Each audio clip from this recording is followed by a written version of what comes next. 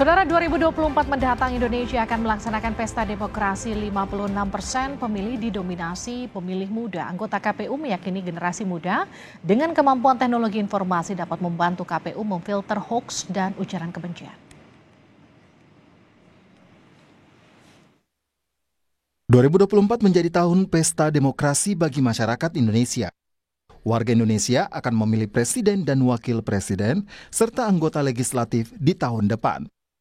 Tema besar pemilu 2024 adalah sarana integrasi bangsa, yakni pemilu sebagai pemersatu bangsa.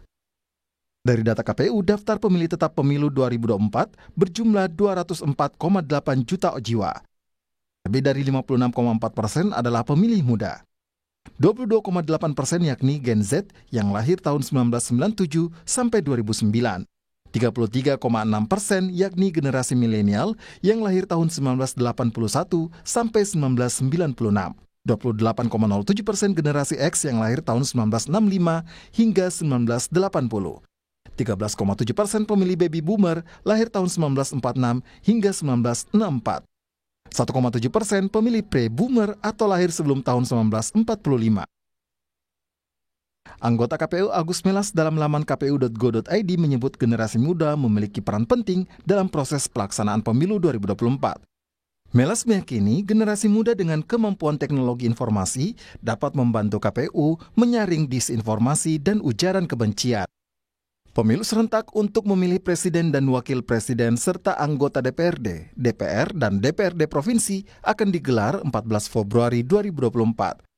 Sementara pemilihan kepala daerah dari 516 kabupaten dan kota 38 provinsi akan dilaksanakan pada November 2024. Tim Liputan, Kompas TV. Saudara, lebih dari 55% pemilu 2024 didominasi pemilih muda. Bagaimana sosialisasi KPU membuka pemahaman para calon pemilih muda dan bagaimana pemilu di mata pemilih muda? Kita akan berbincang dengan Betty Epsilon Idrus, Komisioner KPU. Bu Betty, selamat malam. Selamat malam, Mbak Livi. Selamat malam. Bu Betty ini Bella yang cantik. Ya, Bu Betty ini bergabung melalui via Zoom dan juga Mbak Bella Fauzi, ini adalah pemilih muda sekaligus seorang influencer yang sudah bersama saya di studio Kompas TV. Mbak Bella, selamat malam. Selamat malam. Saya ke Bu Betty dulu ya Mbak Bella ya. Siap. Bu Betty, tema nasional pemilu 2024 itu kan pemilu sebagai sarana integrasi bangsa. Jadi apa alasan kemudian dipilih tema ini? Apakah kemudian ada indikasi terulangnya polarisasi di tengah masyarakat, Bu Betty? Sebenarnya semakin membaik ya sekarang untuk pemilu tahun 2024, Mbak Livi dan Bella. Jadi Bapak Ibu sekalian, pemilu tahun 2024 itu 180 harian lagi. Dan ini adalah satu mekanisme kolosal untuk semua warga negara Indonesia yang punya hak pilih untuk bisa menentukan keberhasilan, keberlangsungan estafet kepemimpinan kita melalui pemilu tahun 2024. Oleh karenanya kita yakin bahwa pemilu adalah sebagai sarana di mana semua orang secara kolosal bisa berpartisipasi, datang ke balik-bilik suara selama Anda WNI dan punya hak pilih, dan itu akan menjadi perekat kita karena kita tahu kita cinta Indonesia dan kita akan memilih segelintir orang yang akan memimpin kita semua melalui pemilu tahun 2024, Mbak.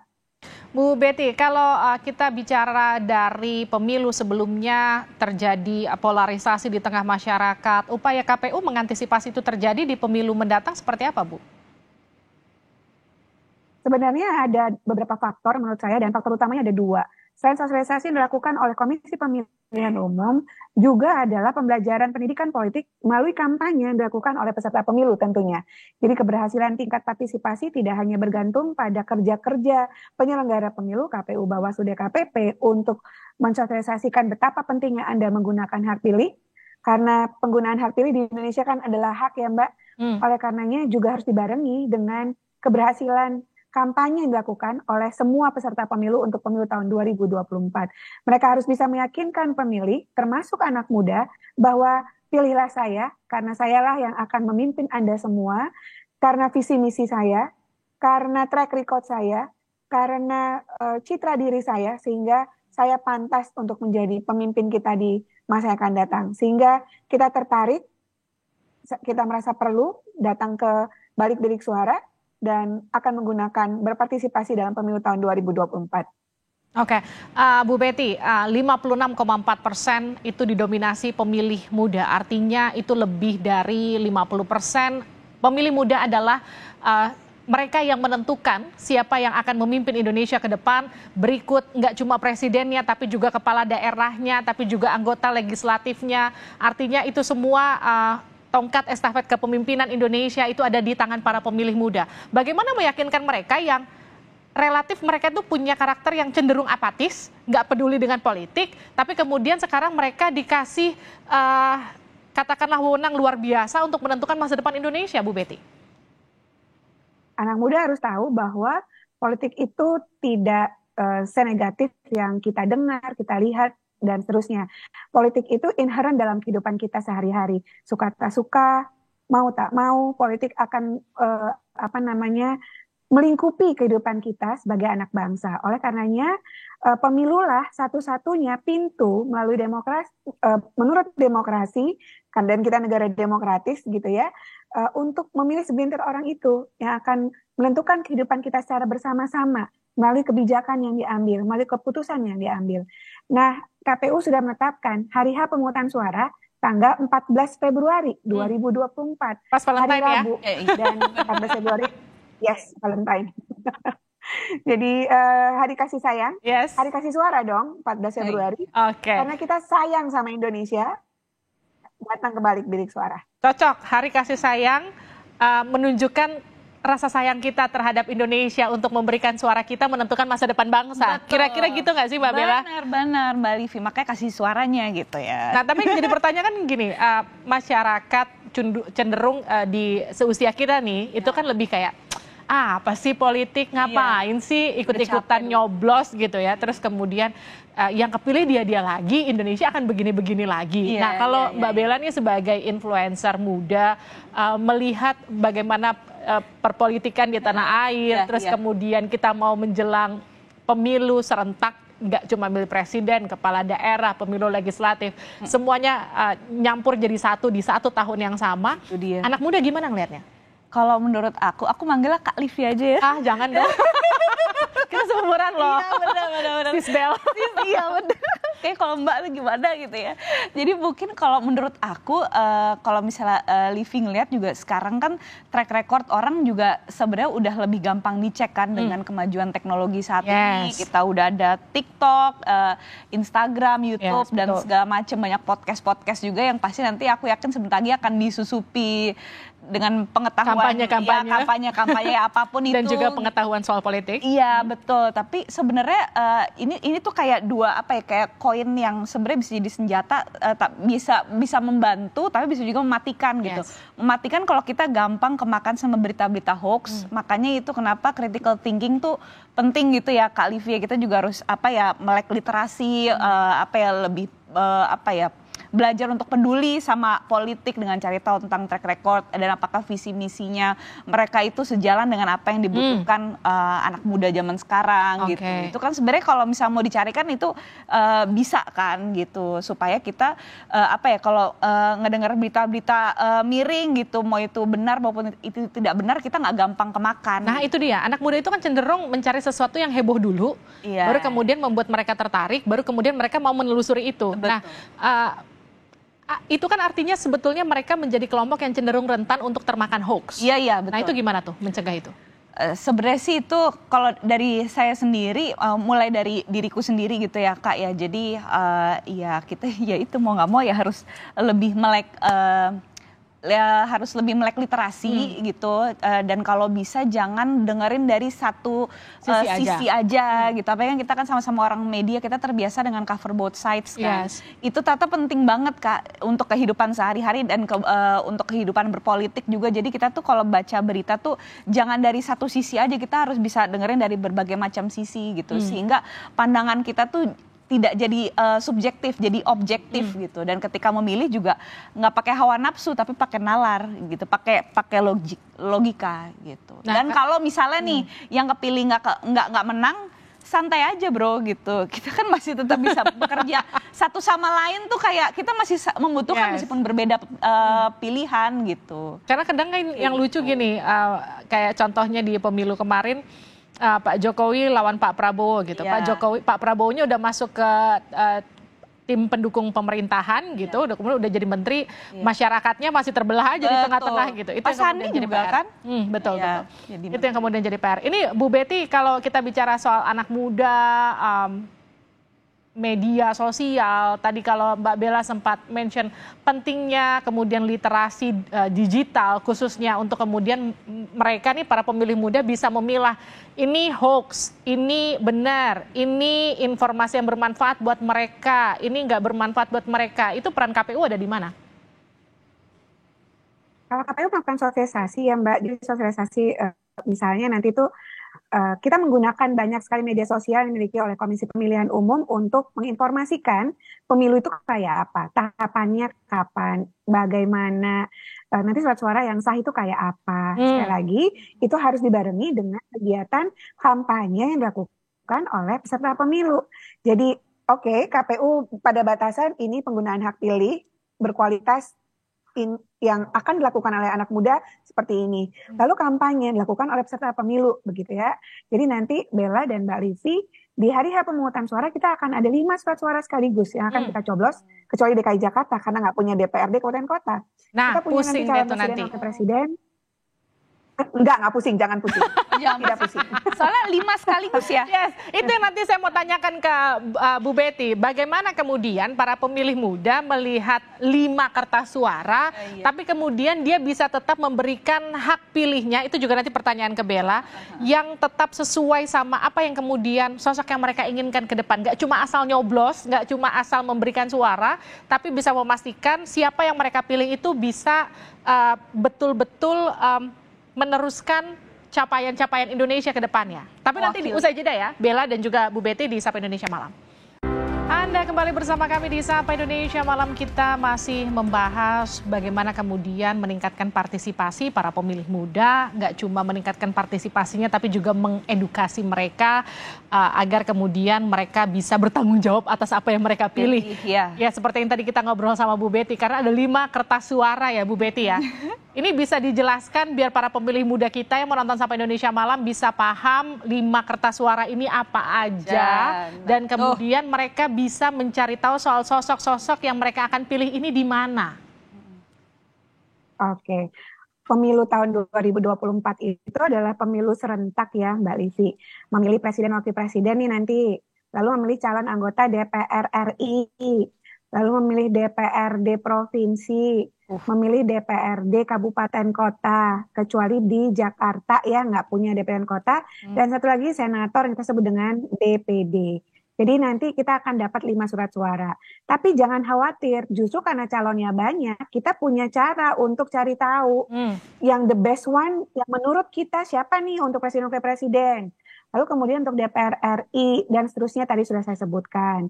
Nah, tadi disampaikan sama Bella. Bella ini kan pasti orangnya kepo ya. Nggak bisa tuh dia, Bel, lu pilih saya ya Bel. Pasti tuh Bella tuh langsung.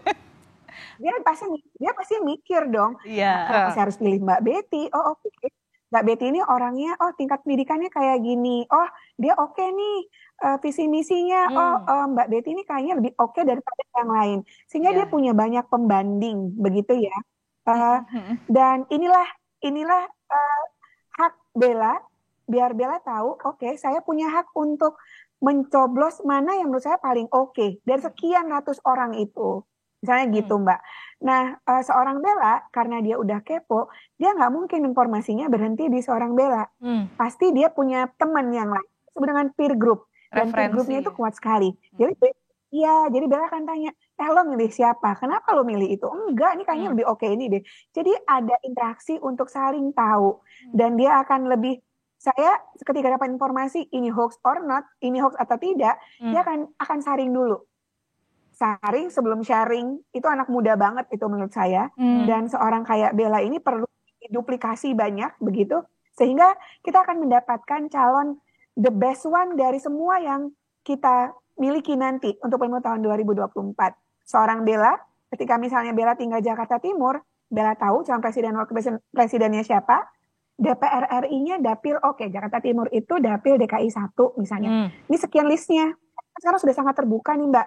Oh, dapil DKI 1 itu ada si ini di sini gitu. Lalu dari sekian banyak orang, banyak kali nama, mungkin saya preferensinya partainya dulu. Dari sekian partainya, saya preferensinya calonnya si ini deh misalnya. Tapi dia meyakinkan dirinya bahwa ini yang paling keren dari semuanya. Dan menurut saya peran anak muda justru di situ 52% penentu. Justru Anda lah yang akan menentukan siapa yang akan menjadi pemimpin kita 5 tahun di masa yang akan datang atau mungkin lebih Mbak. Begitu. Jadi jangan pesimis, Indonesia ini punya kita cinta sama Indonesia, justru gunakan hak pilih sebagai bentuk cinta kita. Karena suara kita akan dihitung untuk orang yang, Mbak, sekali lagi ini sedikit orang yang akan memimpin kita semua untuk pemilu tahun 2024. Jadi gunakan hak pilih. Gunakan hak pilihnya untuk anak muda karena 56,4% itu menentukan akan masa depan Indonesia akan seperti apa di tangan mereka, begitu ya. Betul. Mbak Bella, kalau misalnya gini, ada orang yang datang, aduh ngapain sih ikut pemilu gitu. Ngapain sih buang-buang waktu ngantri di TPS, nyoblos ke TPS, terus kemudian belum pusing ngelihat 5 surat suara yang dijabarkan sama Bu Betty. Mending kenal ya? Ada yang nggak kenal kan? Mending kenal.